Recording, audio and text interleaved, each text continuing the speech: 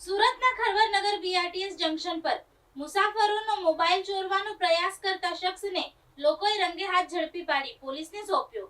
ચોરીનો પ્રયાસ નિષ્ફળ રહ્યો. સુરતના ખરવરનગર બીઆરટીએસ જંકશન પરથી મોબાઈલ ચોરીના પ્રયાસની એક ઘટના સામે આવી છે.